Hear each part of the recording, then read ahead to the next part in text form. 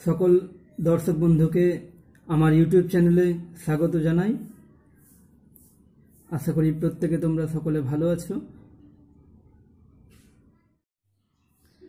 আগের ভিডিওতে আমি দশম শ্রেণীর চক্রবৃদ্ধি সুদ ও সমহার বৃদ্ধি বা হ্রাস কোষে দেখি 6.1 চ্যাপ্টারের কিছু অঙ্ক নিয়ে আলোচনা করেছিলাম। আজকে চলো দেখে নেওয়া যাক পরবর্তী অঙ্কগুলো। আজকে এই 11 নম্বর অঙ্ক দেখো কি বলছে। 10,000 টাকার বার্ষিক 5% সুদের হারে 3 বছরের চক্রবৃদ্ধি সুদ ও সরল সুদের পার্থক্য কত? পার্থক্য হিসাব করে লিখি। তাহলে চক্রবৃদ্ধি সুদ আর সরল সুদের পার্থক্য বের করতে বলেছে। ঠিক আছে, চলো তাহলে দেখে নেওয়া যাক অঙ্কটি। 11 নম্বর অঙ্ক। প্রথমে চক্রবৃদ্ধি সুদ ও সরল সুদের পার্থক্য যেহেতু বের করতে বলেছে, তাই আমরা চক্রবৃদ্ধি সুদটা বের করে নেব। তাহলে কি বলেছে, 10,000 টাকার 5% সুদের হারে 3 বছরের, আগে সমূল চক্রবৃদ্ধিটা বের করে নিই, কেননা চক্রবৃদ্ধি সুদ বের করতে গেলে সমূল চক্রবৃদ্ধিটা লাগবে। সমূল চক্রবৃদ্ধি কি হবে? সমান, আমরা সূত্র জানি। সূত্র কি জানি একবার লিখছি, P into 1 plus R by 100 পাওয়ারে এন। এই সূত্রটা আমরা জানি, লিখলাম একবার। তো কি হবে, পি তো আসল মানে 10,000, 1 প্লাস আর হচ্ছে সুদের হার মানে 5 বাই 100, এন হচ্ছে সময়টা 3 বছর, তাই হচ্ছে এন এর মান 3, সমান কি হবে, ক্যালকুলেশন করতে হবে।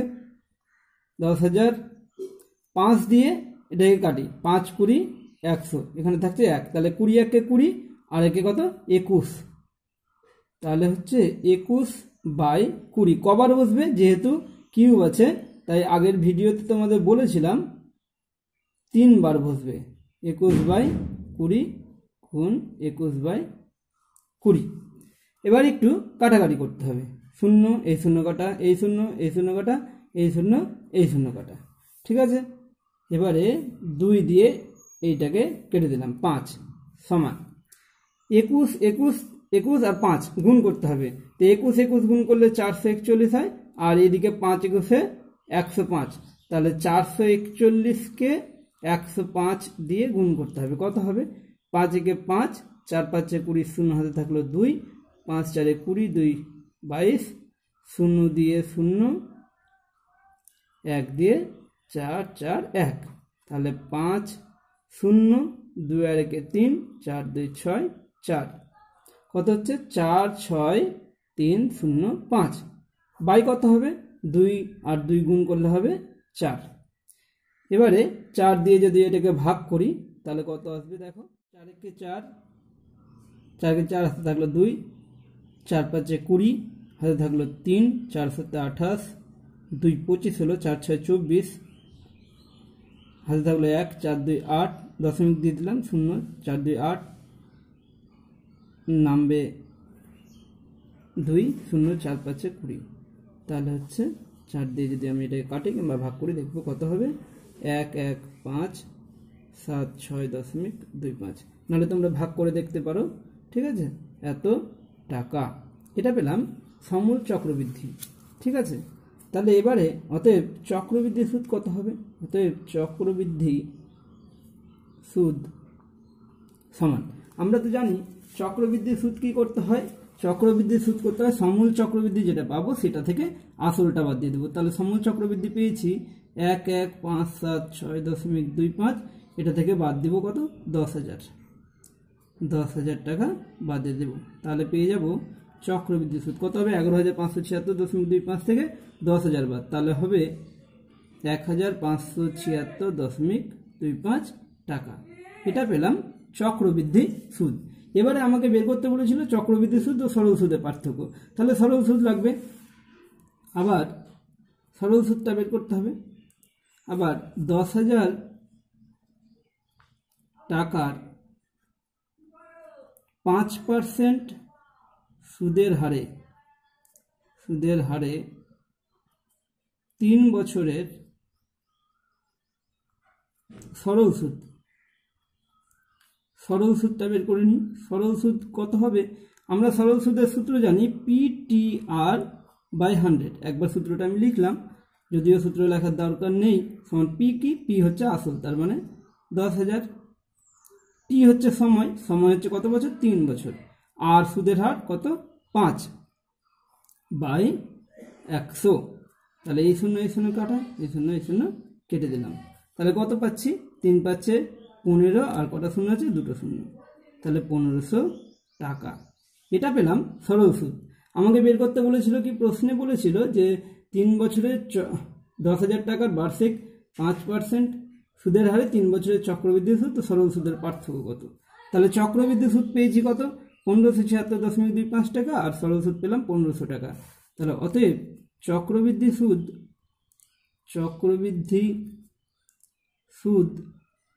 ও সরল সুদের পার্থক্য কি হবে? সমান এই 1576 মাইনাস 1576 কত ছিল? 25 মাইনাস 1500 সমান কত হবে? এত টাকা। সমান হবে 576.25 টাকা। এটা হলো অ্যান্সার। ঠিক আছে, লাস্ট লাইনে আমাদের উত্তর লিখে নিতে হবে।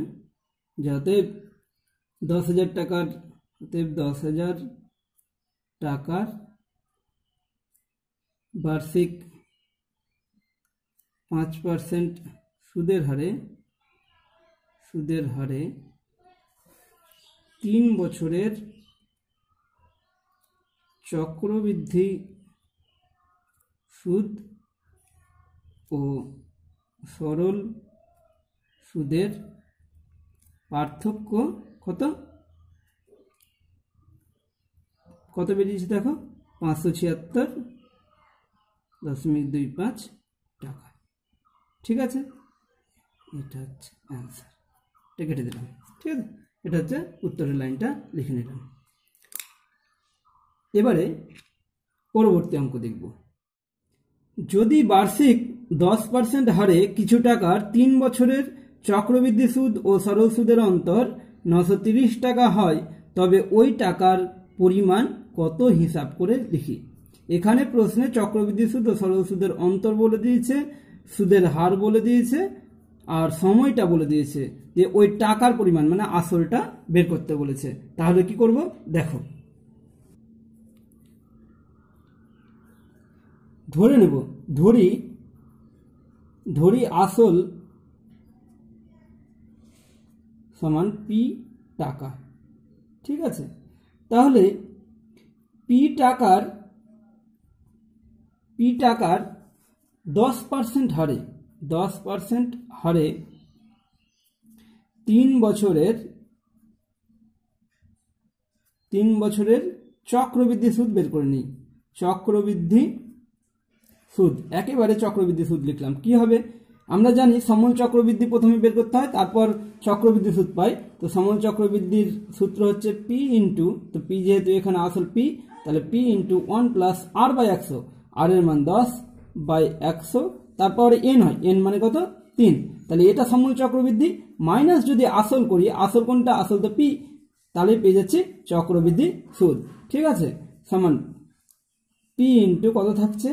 1 প্লাস, এখানে দেখো 0 0 কাটা, তাহলে 1/10, একটা লাইন করে নিলাম, মাইনাস পি সমান, এখানে থাকছে পি কমন নিয়ে নিচ্ছি, পি কমন নিয়ে নিলাম, তাহলে থাকছে কত বলো? 10 একে 10 আর একে 11, 11/10 তার কিউব মাইনাস 1, তাই তো? পি কমন নিয়ে নিচ্ছি যেহেতু, সমান পি ইন্টু 11 কিউব কত হবে? 11 গুণ করলে 121, তাকে 11 দিয়ে গুণ করব, 121 121, তাহলে 1 3 3 1, 1331 বাই 10 কিউব কত? 1000 মাইনাস 1 সমান পি ইন্টু কত হবে? যদি বিয়োগ করি 1 3 3 1 মাইনাস 1000 বাই 1000 সমান 1331 থেকে 1000 বাদ দিলে হবে 331 বাই কত? 1000 ইন্টু হচ্ছে পি, এত টাকা। এটা পেলাম কি? এটা পেলাম চক্রবৃদ্ধি সুদ। এবারে সরল সুদ কি হবে? আবার পি টাকার 10% হারে 3 বছরের সরল সুদ। সরল সুদ, সরল সুদ নির্ণয়ের সূত্র তো আমরা জানি পিটিআর বাই 100, তাই না? পিটিআর, এটা সূত্র পিটিআর বাই 100, এইটা হচ্ছে সূত্র। তাহলে কি হবে? পি মানে তো পি থাকছে, পি হচ্ছে কত? সময় 3, আর হচ্ছে কত? 10/100, এত টাকা সমান কত থাকছে? এই শূন্য কেটে দিলাম, তাহলে 3p/10, এত টাকা। ঠিক আছে। এবারে প্রশ্নে বলেছিল যে, দেখো প্রশ্নে বলেছিল যে চক্রবৃদ্ধি সুদ ও সরল সুদের অন্তর 930 টাকা। ঠিক আছে, তাহলে কি হবে? শর্তানুসারে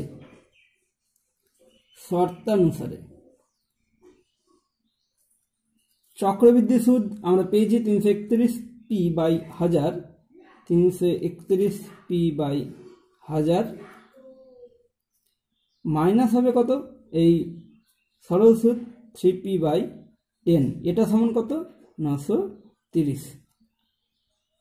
বা দেখো লসাগু করে নিই, 10 আর 1000-এর লসাগু হবে 1000, 1000 দিয়ে এটাকে ভাগ করলে হবে 1, তাই 1 দিয়ে এটাকে গুণ করলে কত? 331p, মাইনাস 10 দিয়ে এটাকে ভাগ করলে হবে 100, 100 দিয়ে এটাকে গুণ করব, তাহলে 300p সমান 930। বা 331 থেকে 300 বাদ, 31p বাই কত? 1000 সমান 930। বা পি সমান কি লিখতে পারবো? এদিকে 930 আচ্ছা থাক, আর 1000 দিয়ে গুণ, আর 31 দিয়ে কি হবে? ভাগ হবে। 31 দিয়ে কাটি, 3 31 93, 0। অতএব পি সমান কত? 30, আর এখানে 3টা শূন্য আছে, তাই 3টা শূন্য। তাহলে পি এর মান বের করে নিয়েছি।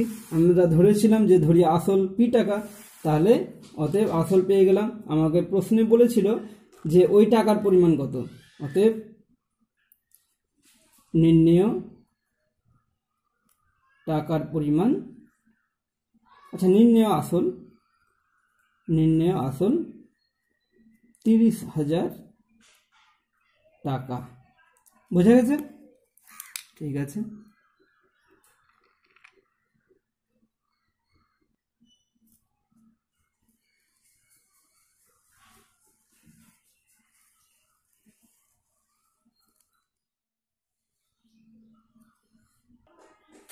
এবারে এই 14 নম্বর অঙ্ক দেখো। বার্ষিক চক্রবৃদ্ধি সুদের হার যদি প্রথম বছর 7% এবং দ্বিতীয় বছর 8% হয়, তবে 6000 টাকার 2 বছরের চক্রবৃদ্ধি সুদ কত? এখানে দেখো প্রশ্নে বলেছে প্রথম বছর 7% সুদের হার, দ্বিতীয় বছর 8%। তো যদি এই রকম থাকে তাহলে কি করতে হবে? 14 নম্বর অঙ্ক, যদি সুদের হার বিভিন্ন রকম থাকে, প্রথম বছর একরকম, দ্বিতীয় বছর আরেক রকম, ধরো প্রথম বছর R1, দ্বিতীয় বছর R2, যদি এরকম হয় আর আসল যদি হয় পি টাকা, তাহলে তখন সমূল চক্রবৃদ্ধিটা দাঁড়াবে, P into 1 plus R1/100 into 1 plus R2/100, এটা হবে সমূল চক্রবৃদ্ধি। ঠিক আছে, যদি এই পি টাকার আর সুদের হার যদি প্রথম বছর একরকম, দ্বিতীয় বছর একরকম, তাহলে সমূল চক্রবৃদ্ধি দাঁড়াবে কোনটা? সমূল চক্রবৃদ্ধি দাঁড়াবে হচ্ছে P into 1 plus R1/100 into 1 plus R2/100। তাহলে এই প্রশ্নে বলেছে যে চক্রবৃদ্ধি সুদ আসলটা বলে দেওয়া আছে। ঠিক আছে, আসল বলে দেওয়া আছে। আসল কত? আসল সমান, আসল ব্র্যাকেটে পি সমান 6000 টাকা। প্রথম বছর সুদের হার, প্রথম বছর সুদের হার ব্র্যাকেটে R1 লিখলাম, R1 সমান 7%, আর দ্বিতীয় বছর সুদের হার বলা আছে, দ্বিতীয় বছর সুদের হার R2 লিখতে তো 8% বলা আছে। ঠিক আছে, তাহলে 2 বছরের চক্রবৃদ্ধি সুদ কত? তাহলে তার জন্য আমাকে 2 বছরের সমূল চক্রবৃদ্ধি বের করতে হবে। অতএব 2 বছরের সমূল চক্রবৃদ্ধি কি সূত্র হবে? সূত্র হবে P into 1 plus R1 by 100 into 1 plus R2 by 100। ঠিক আছে, সমান P এর মান বসিয়ে দিই 6000, 1 প্লাস R1 এর মান 7 বাই 100, 1 প্লাস R2 এর মান 8 বাই 100 সমান কত? সমান 6000 আর এই 100 আর 7 কত হবে? 107 বাই 100 গুণ 100 কে 100 আর 8 108 বাই 100। দেখো 0 0 কেটে দিই, এই 0 এই 0 কাটা, আর এই একটা 0 আর এই একটা 0 কেটে দিলাম। এবারে 6 107 আর 108 গুণ করতে হবে। কত হবে? 108 আর 107 গুণ করো। দেখো 7 8 56, 6 আসতে গেল 5, 5 বসে গেল, 7 থেকে 7, 0 দিয়ে 0 0 0 1 দিয়ে 108, তাহলে 6 5 8 7 15 5, তাহলে 1 1 1, তাহলে এত হলো। আর এবার এটাকে 6 দিয়ে গুণ করতে হবে। কত হবে? 6 36 6, হাতে থাকলো 3, 5 6 30, 3 33 3, হাতে থাকলো 3, 5 6 30, 3 33 3, হাতে থাকলো 3, 6 কে 6, 3 9, 6 কে 6, কত হচ্ছে তাহলে? 6 9 3 3 6 বাই কত থাকছে? 10 সমান কত হবে? যেহেতু নিচে 10 আছে, এক ঘর আগে দশমিক বসে যাবে। 6 9 3 3 দশমিক 6 টাকা। এটা কি পেলাম? এটা পেলাম সমূল চক্রবৃদ্ধি। এবারে আমাকে প্রশ্নে বের করতে বলেছে চক্রবৃদ্ধি সুদ কত। অতএব চক্রবৃদ্ধি সুদ, আমরা তো জানি চক্রবৃদ্ধি সুদ বের করতে সমূল চক্রবৃদ্ধি যেটা হয় সেটা থেকে আসলটা বাদ দিতে হয়। 6 9 3 3 দশমিক 6 মাইনাস কত? আসল হচ্ছে 6000, তাহলে মাইনাস 6000 টাকা। বিয়োগ করে দেখব কত হবে? 933.6 টাকা। তাহলে চক্রবৃদ্ধি সুদ পেয়ে গেলাম। তাহলে অতএব লিখে নেব উত্তরটা। অতএব নির্ণয় চক্রবৃদ্ধি সুদ, নির্ণয় চক্রবৃদ্ধি সুদ 933.6 টাকা। এটা হলো অ্যান্সার। ঠিক আছে, বোঝা গেছে? দেখে নাও একবার পুরোটা। এবারে 17 নম্বর অঙ্ক দেখো। এই অঙ্কটি মাধ্যমিক পরীক্ষার জন্য খুবই গুরুত্বপূর্ণ। কোন মূলধনের 2 বছরের সরল সুদ ও চক্রবৃদ্ধি সুদ যথাক্রমে 8400 টাকা এবং 8652 টাকা হলে মূলধন ও বার্ষিক সুদের হার কত? সরল সুদ বলেছে আর চক্রবৃদ্ধি সুদ বলে দিয়েছে 8400 টাকা, 8652 টাকা। তাহলে মূলধন ও বার্ষিক সুদের হার কত, মানে আসল আর সুদের হার বের করতে হবে। তো চলো দেখি কিভাবে করব অঙ্কটি। 17 নম্বর, ধরে নেব আসল আর সুদের হার। ধরি মূলধন সমান P টাকা,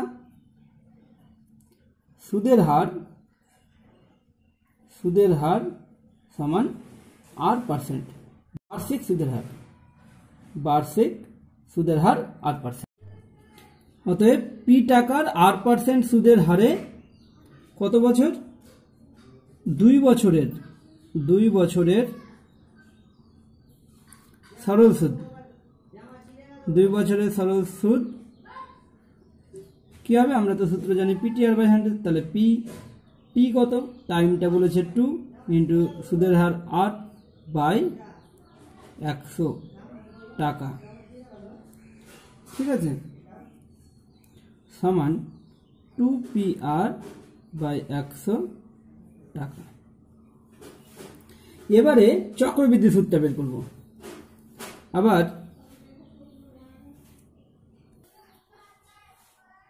আবার কি? P টাকার R% হারে,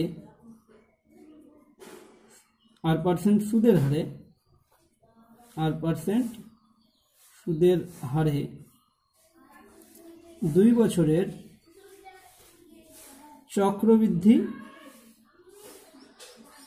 সুদ সমান কি হবে? চক্রবৃদ্ধি সুদ হবে p into 1 plus r by 100, যেহেতু 2 বছর তাই পাওয়ারের 2, আর মাইনাস আসল মানে p, এত টাকা। এটা হচ্ছে চক্রবৃদ্ধি সুদ। সমান কত হবে? p into 1 a plus b তার হোল স্কোয়ার, তাহলে a স্কোয়ার প্লাস 2ab মানে 2 into 1 into r by 100 2ab plus b square মানে কি হবে? r বাই 100 তার স্কোয়ার, এখানে সেকেন্ড ব্র্যাকেট দিয়ে মাইনাস p সমান কত থাকছে? p দুই জায়গা থেকে কমন নিয়ে নিলাম, তাহলে p থাকছে সমান কি থাকছে দেখো,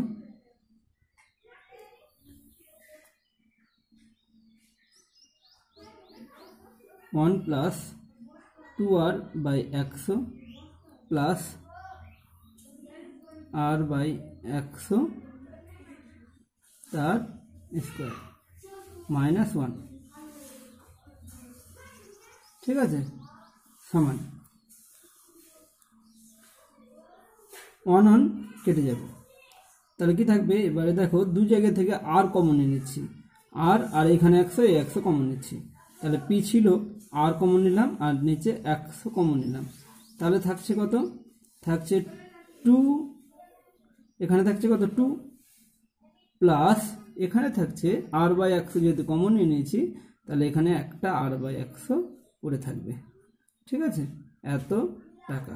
এটা পেলাম চক্রবৃদ্ধি সুদ। শর্তানুসারে কি লিখতে পারবো?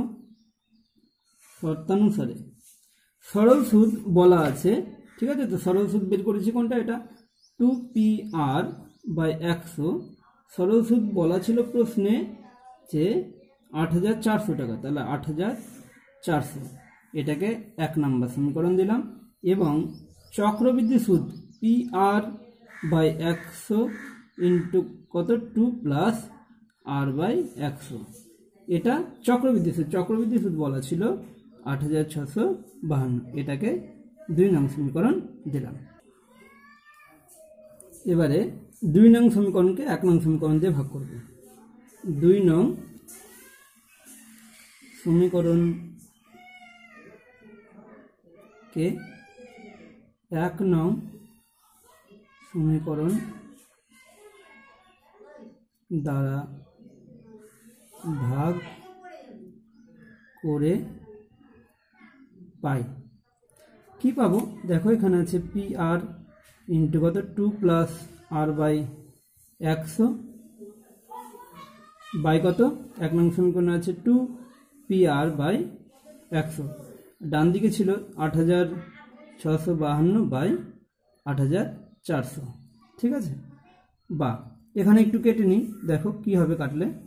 14 দিয়ে কাটছি, 6 14 84, 85 86 2, কত হবে? 14 একে 14, 6 20, 5 25, 6 5 11, 112, তাহলে 8 14-তে 112, আর 6 14 84 0 0। আবার কাটি, কত দিয়ে কাটবো? 3 দিয়ে কাটি, তাহলে হবে 3 2 6 0, 3 6 18, 3 2 6 0 0, 2 দিয়ে 103, 2 দিয়ে 100। আর এখানে এখানে ছিল pr বাই 100 ছিল, তাহলে pr বাই 100 কাটা, তাহলে থাকছে 2 প্লাস r বাই 100 বাই কত? 2 সমান কত? 100। দেখো থাকছে এই যে pr বাই 100 কাটা, তাহলে থাকছে 2 plus r by 100, 2 plus r by 100 by হচ্ছে 2 সমান কত? এখানে 103 বাই 100। বা দেখো 2 প্লাস r বাই 100 সমান 2 দিয়ে গুণ করে দাও, তাহলে হবে 206 বাই 100, ঠিক আছে। বা কি হবে? এখানে আছে 2 প্লাস r বাই 100 সমান 206 বাই 100, এটা ছিল। দেখো বা আর বাই 100 সমান 206/100, আর এই দুই দিকে চলে যাবে, তাহলে -2, বা আর বাই 100 সমান 206 - 200 বাই কত 100, এই যে 100 লসাগু করলে হয়, বা আর বাই 100 সমান 206 থেকে 200 বাদ 6/100, বা আর সমান 6/100, আর এই 100 দিয়ে গুণ হবে, তাহলে 100 দিয়ে গুণ 100 কাটা, অর্থাৎ আর সমান কত 6। তাহলে আমরা আর এর মানটা পেয়ে গেলাম। এবার 1 নং সমীকরণে যদি আর এর মান বসিয়ে দিই তাহলে আমরা কি পাবো, তাহলে আমরা পি এর মানটা পেয়ে যাব। 1 নং সমীকরণে আর এর মান বসিয়ে পাই, কি পাবো দেখো, 1 নং সমীকরণে ছিল 2pr/100 ছিল, তাহলে 2p থাকলো ইন্টু আর এর মান 6/100 সমান ছিল 8400, বা কি হবে দেখো, হবে p সমান 8400 গুণ এই দিকে যাবে কত, উপরে যাবে 100 আর নিচে থাকবে 2 গুণ 6, ঠিক আছে। 2 দিয়ে কাটো, 2 দিয়ে কাটলে হবে 4 2 8, 2 2 4 0 0, আর এই 6 দিয়ে কাটলে হবে 6 7 42 0 0, অর্থাৎ পি সমান এই 700 থাকলো আর এই দুটো 0, তাহলে পি এর মান 70000। আমাকে প্রশ্নে বলেছিল মূলধন ও বার্ষিক সুদের হার কত, অতএব নির্ণেয় মূলধন 70000 টাকা এবং বার্ষিক সুদের হার 6%। ঠিক আছে, বোঝা গেছে।